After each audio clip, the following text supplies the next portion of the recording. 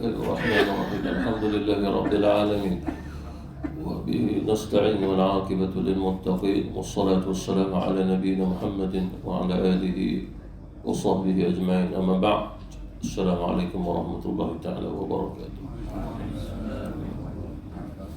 Muka surat yang ke-531 atas kali sambungan ini bahagian yang terakhir dalam surah Al-Qamar ayat yang ke-50.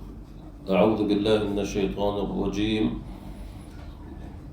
Wa ma amruna illa wahidatun kalamhin bil basar.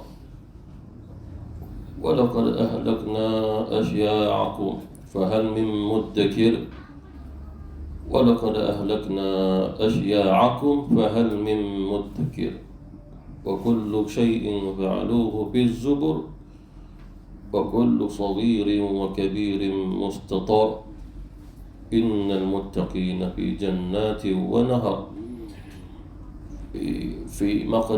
في مقعد صدق عند مليك مقتدر صدق الله العظيم. وَمَا أَمْرُنَا إِلَّا وَاحِدَةٌ كَلَمْحٍ بِالْبَصَرِ. Dan perintah Allah Subhanahu wa ta'ala, inilah perintah kami, maknanya perintah Allah Subhanahu wa ta'ala itu tidak lain hanyalah wahidatun kalamhil bil basar, iaitulah satu perintah saja. Maka terlaksana segala yang diperintah oleh Allah Subhanahu wa ta'ala seperti lamhim bil basar, seperti mana kejapan mata ataupun kedipan mata saja. Ini kiasan daripada Allah Subhanahu wa ta'ala. Kerana perkara ini bukan boleh kita fikirkan secara zahir maknawi, tetapi kembali daripada kekuasaan Allah Subhanahu wa ta'ala dalam menetapkan segala yang telah ditetapkan oleh Allah atau makhluk-makhluknya. Dan kata ulama-ulama kita,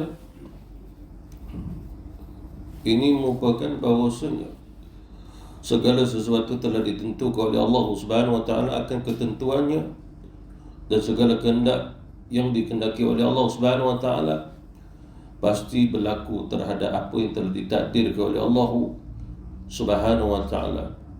Seperti mana disebut oleh Allah, wa ma amruna illa wahidatun. Cukup bagi Allah Subhanahu wa ta'ala dengan satu perintah, dan semua makhluk yang dicipta oleh Allah Subhanahu wa ta'ala pasti akan berjalan melalui perintah tersebut. Dan tidak Allah Subhanahu wa ta'ala mengulang-ulangkan perintahnya disebabkan pada kehebatannya, kekuasaannya dalam memerintahkan sesuatu. Sehinggalah kata ulama-ulama kita, setiap daripada apa yang diperintah oleh Allah Subhanahu wa ta'ala walaupun sekali saja maka tidak dapat dibantah. Walaupun satu kali saja yang diperintah oleh Allah, maka cukup memadai bagi Allah Subhanahu wa ta'ala, sehingga dia tidak perlu mengulanginya. Seperti mana juga firman Allah Subhanahu wa ta'ala, idza arada syai'an an yaqula lahu kun fayakun. Apabila Allah Subhanahu wa ta'ala menghendaki untuk berlakunya sesuatu ataupun dia tetapkan sesuatu, maka cukup bagi Allah Subhanahu wa ta'ala berfirman kun fayakun, jadi maka jadilah. Maka tidaklah dia akan diulang sehingga akan jadi. Cukup bagi Allah Subhanahu wa ta'ala yang menetapkan segala sesuatu dengan kekuasaan Allah Subhanahu wa ta'ala. Sebagian lagi kata ulama-ulama kita bahawasanya kalamhil bil basar, iaitu seperti mana kejapan mata ataupun kedipan mata, iaitulah keputusan Allah Subhanahu wa ta'ala terhadap makhluknya lebih pantas, lebih cepat daripada kedipan mata itu sendiri. Mana ini menunjukkan bahawa tidak ada satu makhluk dapat menetapkan sesuatu melalui kedipan matanya, tetapi Allah Subhanahu wa ta'ala berkuasa melakukan demikian, seperti mana disebutkan bahawasanya dalam bahasa Arab, maksudnya lamhin, iaitulah dengan pandangan yang sungguh-sungguh cepat. وَلَقَدْ أَهْلَكْنَا أَشْيَاعَكُمْ فَهَلْ مِنْ مُدَّكِرٍ. Dia sesungguhnya telah kami binasakan orang-orang yang serupa dengan kamu, Maksudnya di sini Allah Subhanahu wa taala mengazab umat-umat yang terdahulu. Allah Subhanahu wa taala membinasakan umat-umat yang terdahulu dengan kekafiran yang sama. Maknanya kebinasaan itu berulang dengan sebab perbuatan kekufuran yang dilakukan oleh manusia dengan kekufuran yang sama. Seperti mana zaman yang terdahulu kita telah pelajari kaum Ad, kaum Samud, penduduk Sadum. Begitu juga kaum Nabi Nuh alaihi wasallam dibinasakan oleh Allah disebabkan kekufuran yang mereka lakukan. Sekiranya ada di tengah-tengah mereka keimanan, mereka Islam tidak mensyirikkan Allah Subhanahu wa taala, maka Allah Subhanahu wa taala tidak akan membinasakan mereka, kerana mereka masih mengakui Allah Subhanahu wa taala Tuhan. Tapi yang menyebabkan Allah Subhanahu wa taala membinasakan mereka atas ketetapan Allah tidak lain kerana kesombongan mereka terhadap perintah-perintah Allah Subhanahu wa taala. Seperti mana di surah Aqidatul Islam, manusia yang dicipta oleh Allah Subhanahu wa taala adanya syahwat, tetapi yang diazab dengan azab yang kekal apabila dia merasa sombong dengan syahwatnya sehingga mengkufuri dan mensyirikkan Allah Subhanahu wa taala, maka azab atas syahwatnya itu kekal. Itu yang pertama. Yang kedua, seseorang yang syahwatnya mengetahui bahawasanya apa yang berlaku atas dirinya, atas kesalahannya salah, mengakuinya, tetapi dia tidak sampai berkafir, tetapi dia tidak sampai keluar daripada agamanya, tidak sampai mensyirikkan Allah Subhanahu wa taala, maka dia menerimanya bahawasanya salah satu daripada takdir Allah Subhanahu wa taala, yakni ujian kesyahwatnya sehingga dia melakukan kesalahan dan dosa-dosa. Lalu di sudut aqidatul Islam, maka barang siapa yang meminta maaf, al-afu, dengan sifat Allah al-afu, maka Allah Subhanahu wa taala akan mengampunkan dan memaafkan dia. Yang pertama, tidak ada jalan keampunan, disebabkan syahwatun itu adalah ciptaan daripada Allah Subhanahu wa taala sebagai ujian Allah Subhanahu wa taala kepada Adam sehingga kepada anak cucu cicitnya. Adam dan kepada anak cucu cicitnya. Dan disebutkan oleh ulama-ulama seperti mana yang saya sebutkan tadi, bahawasanya Allah Subhanahu wa taala membinasakan umat-umat yang terdahulu disebabkan kekufuran mereka, maka tidak mustahil umat setelah itu, termasuklah umat baginda Rasulullah sallallahu alaihi wasallam sebagai umat yang terakhir, juga dibinasakan oleh Allah Subhanahu wa taala disebabkan daripada kekufuran yang mereka lakukan.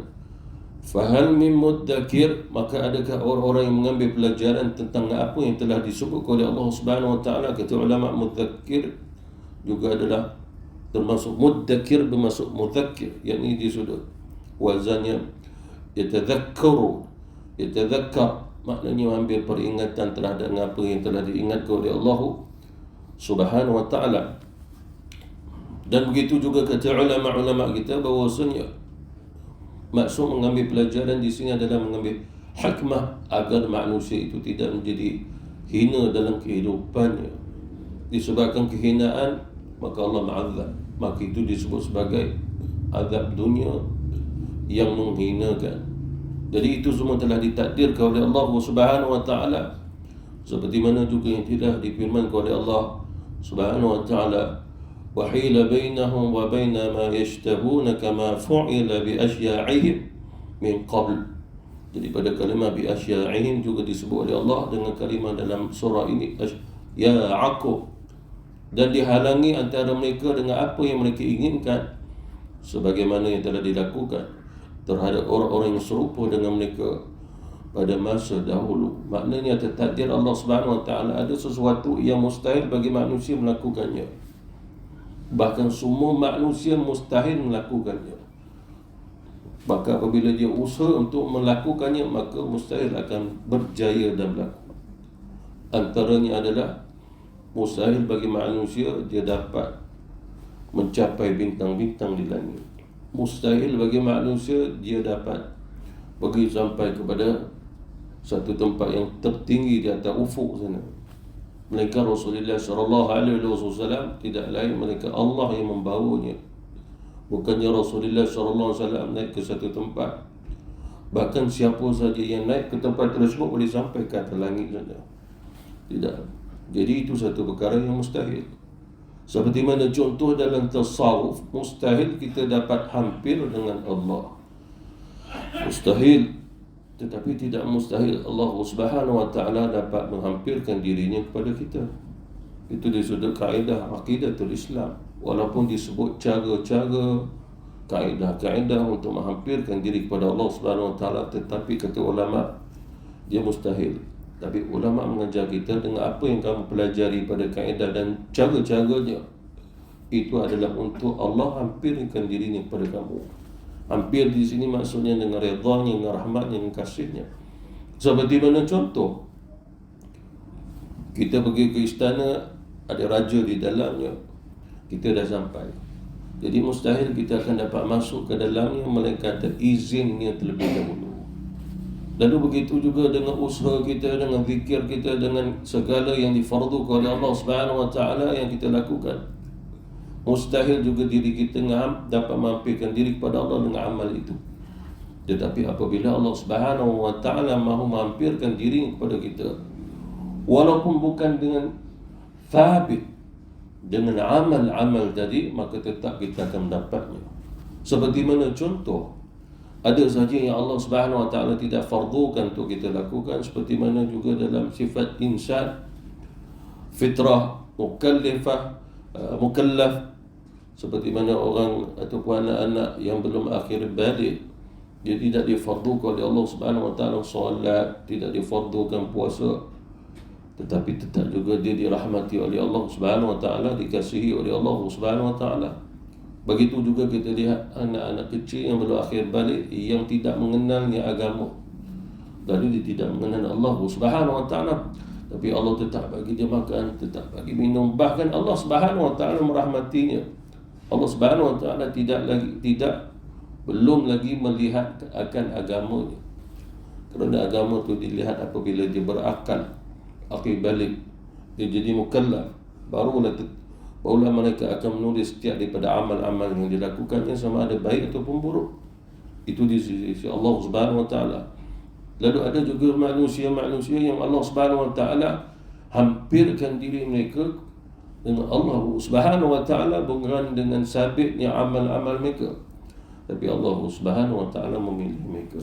Seperti mana Allah Subhanahu wa taala dari azali lagi memilih Musa Nabi Rasul, Ismail Nabi Rasul. Itu dalam azali lagi, dan bukannya mereka itu diberinya kenabian kerasulan disebabkan amal-amal mereka. Itu salah satu contoh. Jadi begitu juga dalam ayat ini, bahawasanya Allah Subhanahu wa taala membinasakan umat-umat yang terdahulu. Lalu apabila kita mengambil hikmah berdasarkan kisah-kisah umat yang terdahulu ini, yang menghampirkan kita untuk mengetahui makna murka Allah dan juga rahmat daripada Allah Subhanahu wa taala. Sekiranya Allah membinasakan mereka bukan atas dasar rahmat dan cintanya, tapi Allah Subhanahu wa taala membinasakan mereka atas dasar murkanya, agar kita mengetahui walaupun Allah Subhanahu wa taala memiliki rahmat, tetapi dia juga memiliki akan murkanya. Sabaqat rahmati ghadabi, aku mendahulukan akan rahmatku daripada murkaku. Wa kullu syai'in fa'aluhu fi zubur, dan segala sesuatu telah mereka perbuat itu tercatat dalam buku-buku catatan. Maknanya segala daripada apa yang diamalkan oleh manusia. Dan sebahagian ulama mengatakan bahawasanya ayat ini membicarakan tentang makna khusus.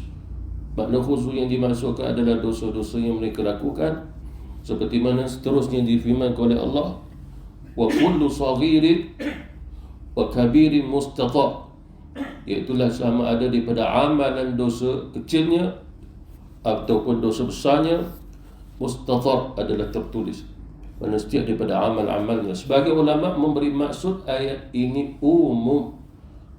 Bila dikaitkan umum, maka tidak dikaitkan secara khusus untuk dosa kecil ataupun besar. Tetapi setiap daripada amal pecah dua, satu amal yang kecil, satu amal yang besar. Bila dikaitkan dengan amal ibadah yang besarnya adalah segala yang difardukan oleh Allah Subhanahu Wa Taala. Sebab setiap daripada kefarduan, kewajiban, di dalamnya ada fardu, ada wajib lagi.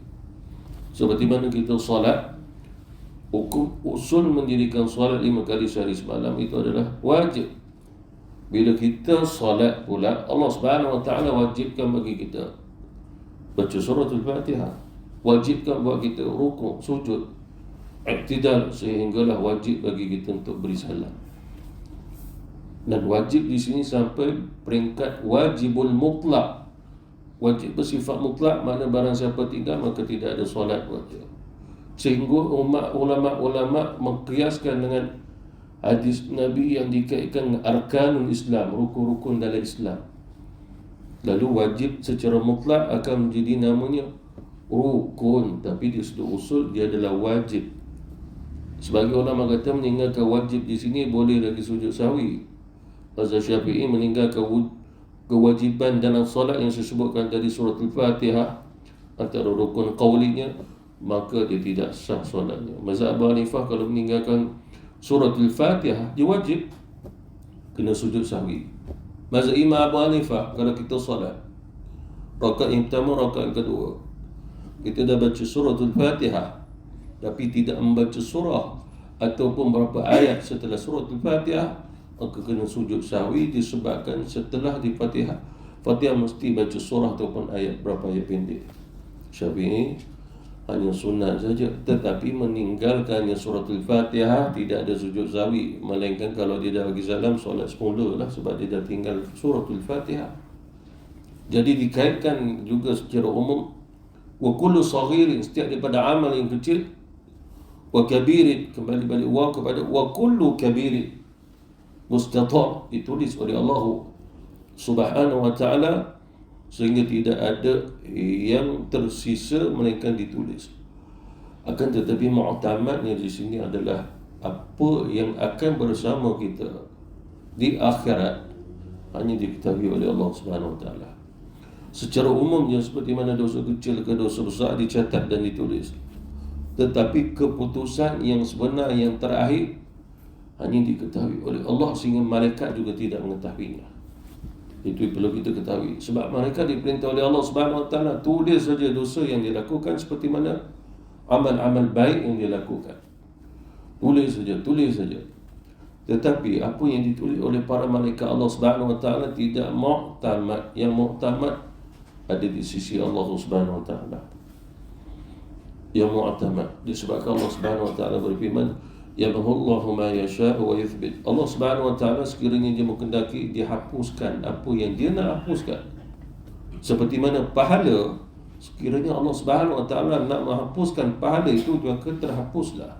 Seperti mana hadis Rasulullah sallallahu alaihi wasallam, ada seseorang yang mana rajin solat, rajin puasa, rajin ibadah kepada Allah Subhanahu Wa Taala, tetapi apabila dia berada di akhirat, maka dia menunggu pahala ibadahnya, tapi tidak kunjung tiba dan tidak diperlihatkan kerana dihapuskan oleh Allah.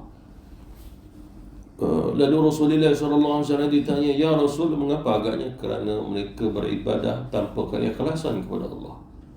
Pahala mereka tu batal kerana ngeriaknya, ngesombongnya, ngesum'ah, batal. Seperti mana ayat Quran, ya ayyuhalladzina amanu la tubtilu sadaqatikum bil manni wal adha.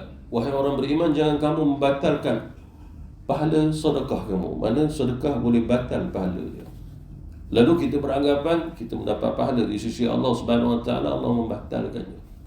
Satu. Yang kedua, ada juga sesuatu yang kita lakukan dipandang oleh malaikat melalui tangan-tangan malaikat atas perintah Allah.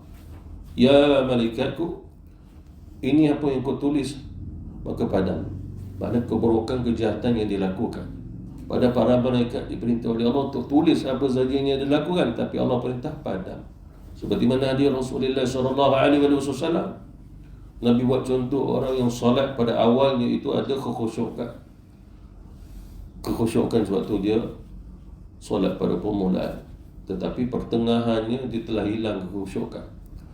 Bila hilang kekhusyukan, maka datanglah sesuatu yang menyibukkan dalam solatnya yang tidak ada urusan tentang solat, pada memburukkan keadaan solatnya.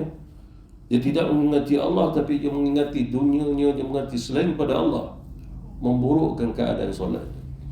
Tetapi dia mengakhirkan solatnya kembali dengan mengingati Allah. Jadi ada baik, ada buruk, ada kembali kebaikan. Lalu Allah perintah malaikat, itu yang di tengah-tengah itu keburukannya gantikan dengan kebaikan. Yang lain dalam Quran juga disebut oleh Allah Subhanahu wa taala, bila Allah Subhanahu wa taala memberi hidayah kepada seseorang, Allah merahmatinya, meridainya.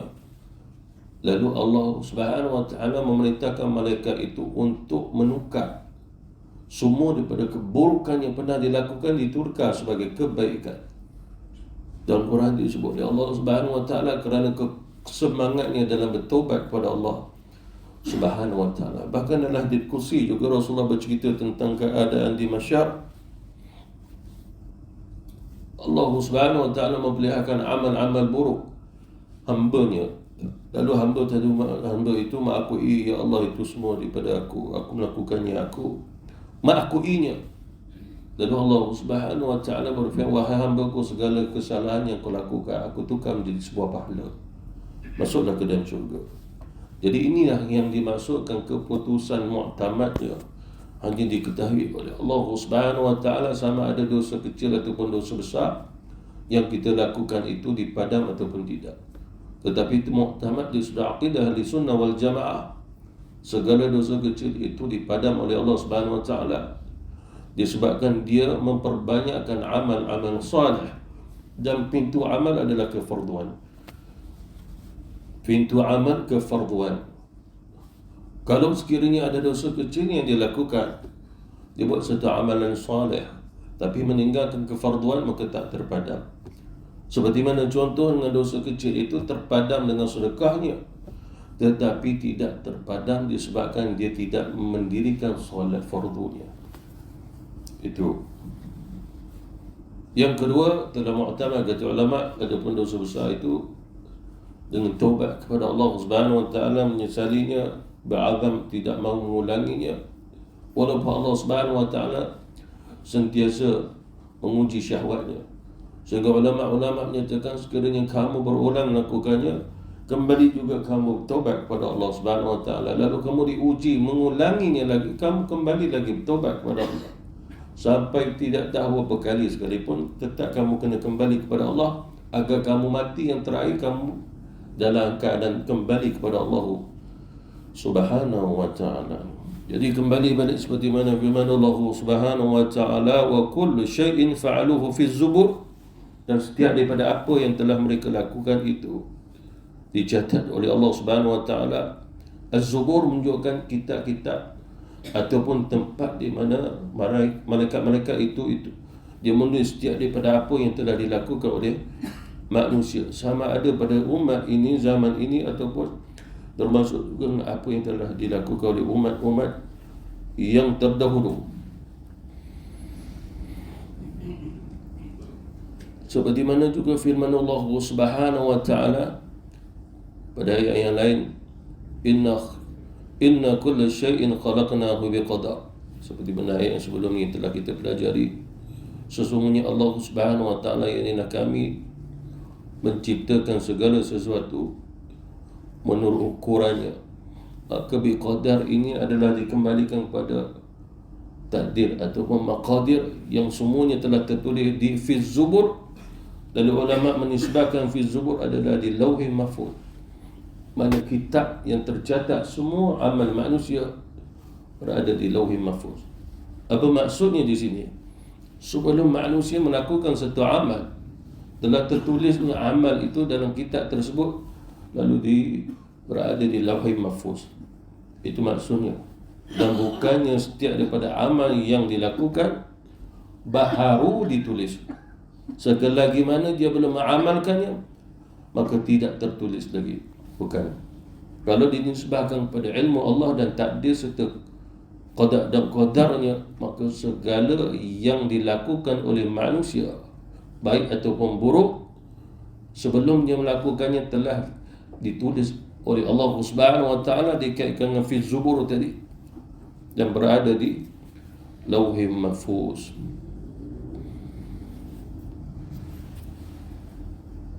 Innal muttaqina fi jannatin wa nahar, sesungguhnya orang-orang yang bertakwa itu mereka berada di dalam taman-taman dan juga sungai-sungai.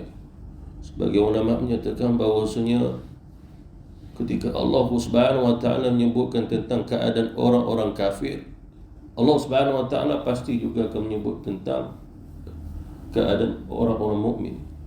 Maknanya kalau sekiranya orang kafir itu disebut oleh Allah Subhanahu wa taala dengan Saqara, disebut dengan Al-Jahim, disebut dengan nama-nama antara nama-nama neraka Ladha dan beberapa lagi nama.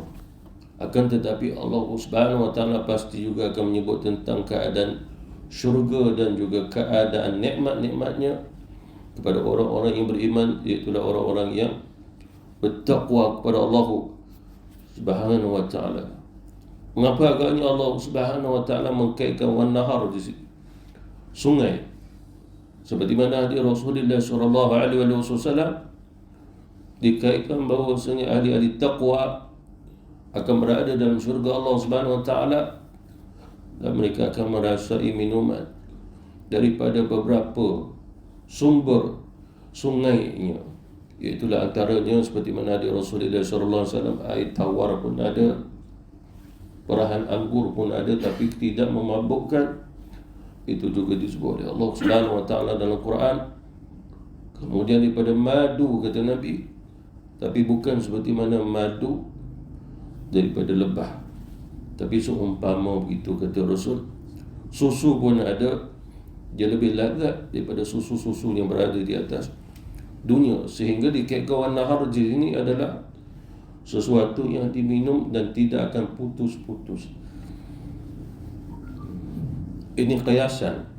Seperti mana contoh, kita bukan ada satu kolam air tawar, kita ada kolam air susu, boleh diminum. Kalau dikatakan kolam gitu, rasanya kita takkan minumnya seteguk, dua teguk, sebab dikaitkan kiasannya satu kolam yang besar. Tetapi kalau dikatakan susu itu segala satu botol dalam gelas, dalam cawan, lalu kita akan tahu hanya beberapa teguk saja. Lalu dikaitkan dengan syurga di situ, tajri min tahtihal anhar, mengalir di bawah kaki-kaki mereka sungai-sungai syurga, yang mana mereka boleh berpijak di sungai-sungai syurga tanpa membasahkan kaki mereka. Bahkan mereka boleh berenang di dalamnya, lalu mereka akan minum sepuas-puasnya. Tetapi tidak menyebabkan bahawasanya apa yang mereka minum, begitu juga dengan apa yang disebabkan mereka mandi di dalamnya, membasahi akan pakaian-pakaian yang mereka pakai. Kita tak boleh nak membayangkan bagaimana syurga keadaannya, termasuklah sungai-sungai di dalamnya yang tidak membasahkan bagi orang yang mengenainya, tapi boleh diminum sepuas-puasnya. Maksud sepuas-puasnya, kata ulama, kalau dikaitkan dia makan dalam syurga, maksud sepuas-puasnya adalah sekali dia makan, seperti mana dia hidup makan tak pernah berhenti 70 tahun. Kalau dia minum, dia tidak akan berhenti minum, seperti mana atas dunia 70 tahun. Kita tidak pernah jumpa orang buat rekod dunia minum sehari semalam tak berhenti. Perut besar mana dia? Tidak ada. Bahkan bapa jin pun tak boleh nak buat. Nak buat magic show pun tak jadi. Lalu di syurga Allah mereka boleh minum selama 70 tahun tak berhenti.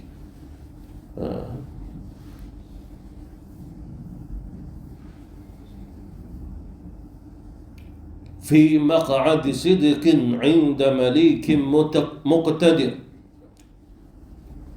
Fi maq'ad sidqin, maksudnya satu tempat yang sangat-sangat disenangi.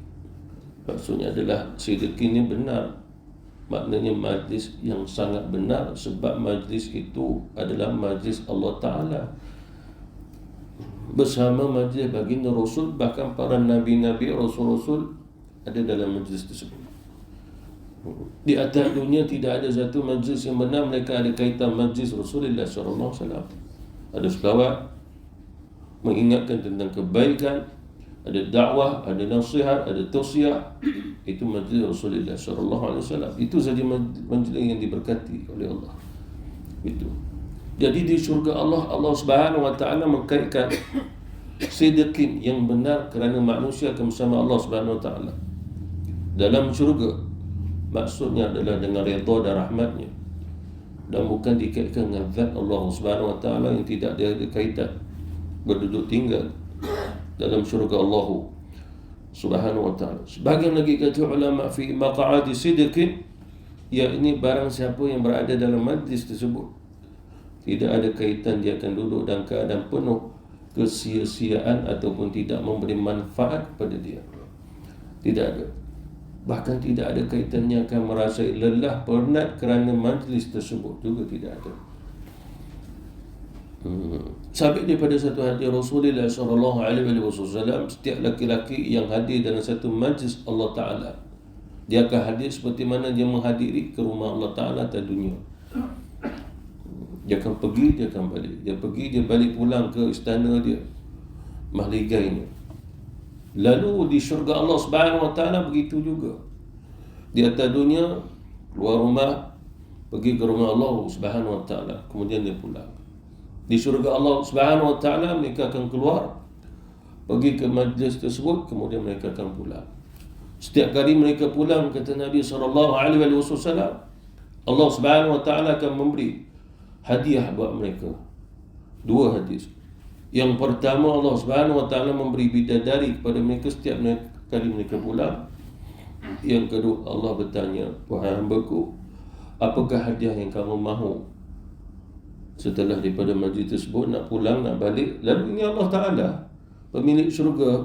Lalu Allah Subhanahu Wa Taala bertanya, hadiah apakah yang kau mahu, wahai hamba-Ku? Minta. Sampai peringkat dah tak tahu nak minta apa. Kalau sekiranya dah biasa dapat bidadari, dah biasa dapat itu dari ini, kemudian Allah tanya nak apa lagi? Dah tak boleh nak terfikir walaupun dalam syurga Allah Subhanahu Wa Taala, kerana segala-galanya itu dah besar nikmatnya, nikmat yang kekal abadi dan tidak akan musnah dan punah. Jadi oleh kerana itu dah sebab dalam satu hadis Rasulullah SAW, Nabi bagi tahu satu ketika nanti di syurga kamu akan kembali kepada ulama-ulama kamu atas dunia. Ya Rasul, mengapa? Sebab Allah bertanya kamu, ya Allah, apa yang Allah bertanya kamu, wahai hamba-Ku, mintalah. Itu nama bertanya kau. Allah cakaplah, wahai hamba-Ku, mintalah. Lalu kita tak tahu nak minta apa. Lalu kita bertanya kepada ulama kita, wahai ulama kami, Allah bertanya kami, Allah berkata, dia berbicara dengan kami, minta. Kami tak tahu nak minta apa. Lalu ulama-ulama itu akan menjawab, mintalah sekian. Adanya alim ulama ini ilmunya dunia dan akhirat. Gitu.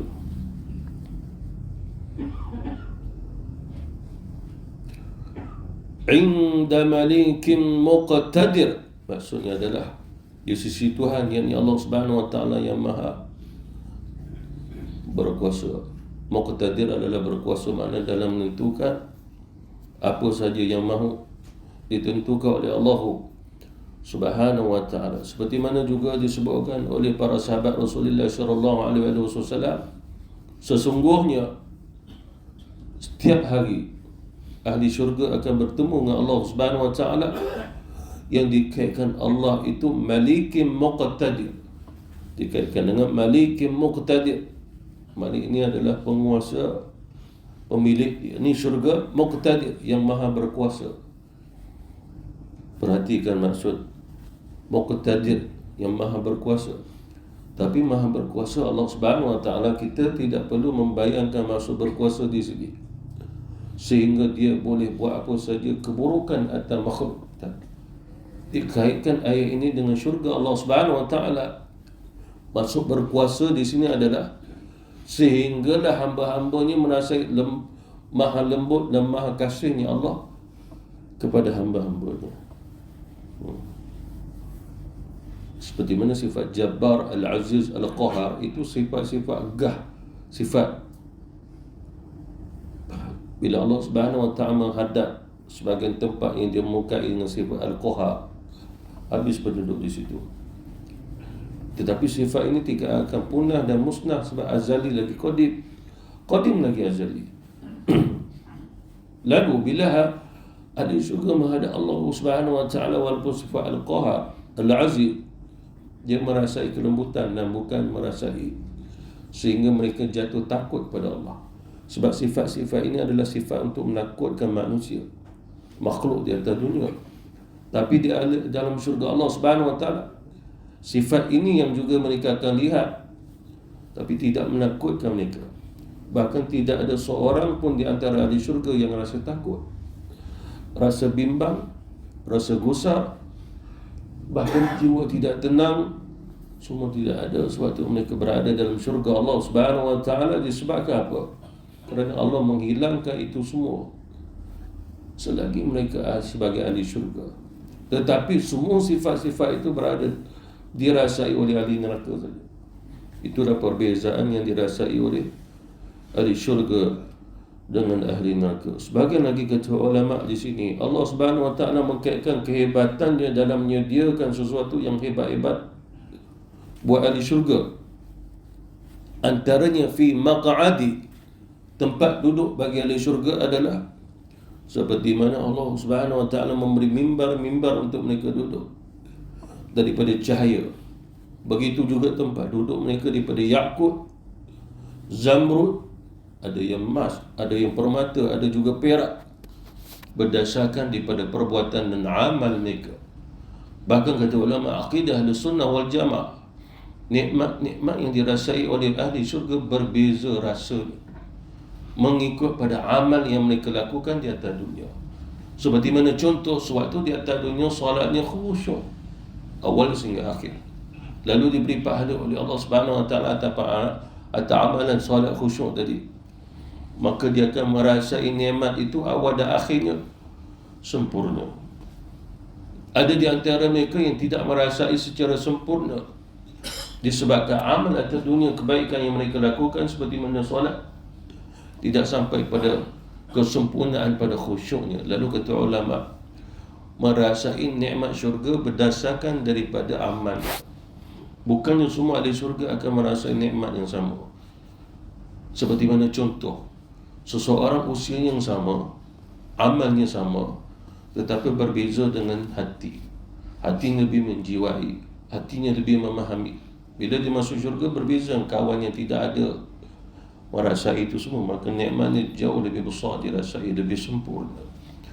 Walaupun begitu, seseorang yang merasai nikmat yang disebabkan amalnya yang tak sempurna, tapi dia diizinkan oleh Allah dimasukkan ke dalam syurga, tetap dia akan merasai nikmat. Akan tetapi nikmat yang mungkin dirasai dikaitkan amal yang kecil, nikmat yang kecil, tapi dia merasai seperti mana nikmat yang dirasai seolah-olah seseorang yang mempunyai satu mahligai yang diberi oleh Allah. Yang mahligai itu bukannya satu wilayah, tetapi satu kerajaan yang sungguh besar. Seperti mana contoh, Allah Subhanahu Wa Ta'ala mungkin takdirkan kita sebelum kita mati jadi orang kaya, tiba-tiba diberi hadiah satu rumah sungguh besar. Tengok, adakah ni rumah saya? Ya, ini rumah cik ini dihadiahkan untuk cik. Berapa bilik rumah ni? 10 bilik. Siap ni kereta ni, kereta tu, kereta ni, kereta ni. Jadi bila dia tengok, belum dia merasai, dia belum menyentuh, belum masuk rumah, dia dah rasa bahagia. Lalu ditanya apakah amalnya? Dia tidak ada amal untuk mendapatkannya, kerana dia bukan bekerja untuk membeli mahligai sebesar tu.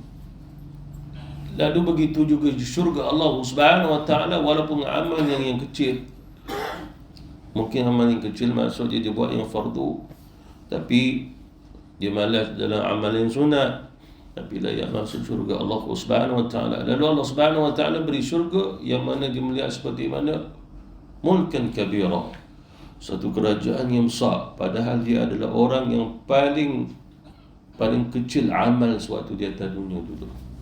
Jadi itu disebut oleh ulama akidah Ahlussunnah wal Jamaah, setiap daripada nikmat yang dirasai oleh ahli syurga berdasarkan amal-amal mereka.